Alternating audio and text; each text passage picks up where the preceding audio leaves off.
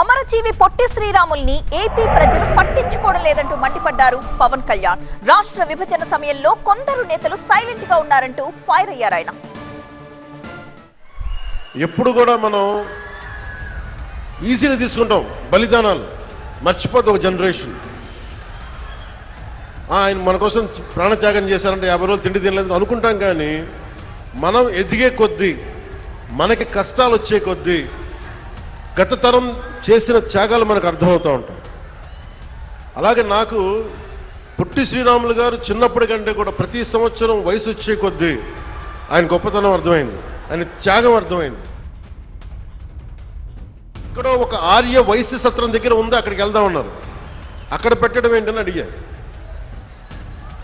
అంటే అది ఆయన వైశ్య కులానికి చెందినవారు, అందుకని ఆర్య వైశ్య గృహాల్లో ఉంటాయి ఎక్కువ, అక్కడికి వెళ్దాం పదండి అంటే నాకు ఆ రోజు అనిపించింది, ఎవరి ఉనికి మీద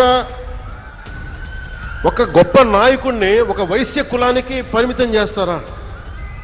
ఇన్ని వందల కులాలు ఉన్నాయి మన దగ్గర. ఇన్ని వందల కులాల కోసం ఒకడు ప్రాణత్యాగం చేస్తే మనం ఇచ్చిన గౌరవం ఆయనకు ఒక నెల్లూరు జిల్లాకి పరిమితం చేసాం. ఆయన గొప్పతనం నెల్లూరు పొట్టి శ్రీరాములు జిల్లా.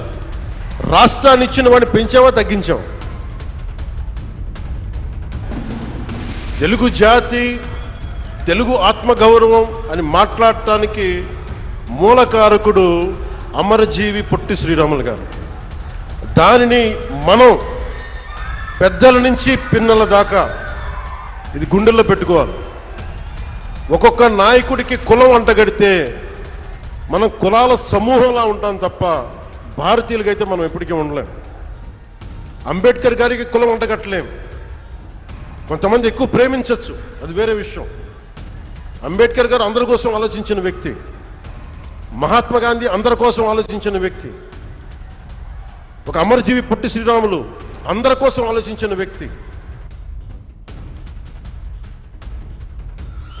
రాష్ట్ర విభజన జరిగితే మాకు వచ్చే నష్టం ఏంటి మాట్లాడాలి. జరగకూడదు నేను ఒక్కడెళ్ళి కూర్చొని ఎంపీల్లో మాకు ఈ నష్టం వస్తుంది మాట్లాడడానికి భయం, కొడతారో లేదు వ్యాపారాలు పోతాయేమోనని.